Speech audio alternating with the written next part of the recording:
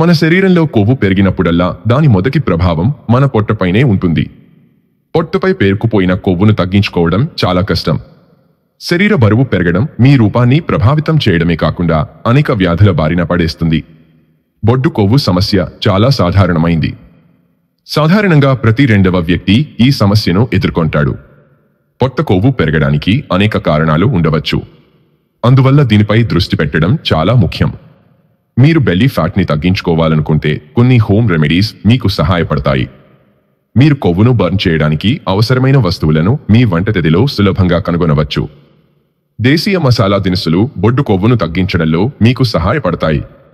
బొడ్డు కొవ్వును కరిగించాలంటే మీ వంటగదిలో దాల్చిన చెక్క, తేనె, అల్లం, పసుపు, యాలకులు మరియు నిమ్మకాయలు అవసరం. ఈ కొవ్వును కరిగించే పానీయం చేయడానికి 1 చెంచా దాల్చిన చెక్క, తేనె, అల్లం, పసుపు, యాలకులు మరియు 1 చెంచా నిమ్మరసం 1 గ్లాసు నీటిలో కలపండి.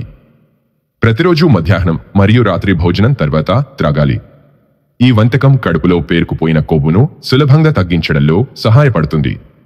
బొడ్డు కొవ్వును కరిగించుకోవడానికి ఈ పానీయం తీసుకోవడంతో పాటు మీరు మీ ఆహారంపై ప్రత్యేక శ్రద్ధ వహించి వ్యాయామం కూడా చేయాలి.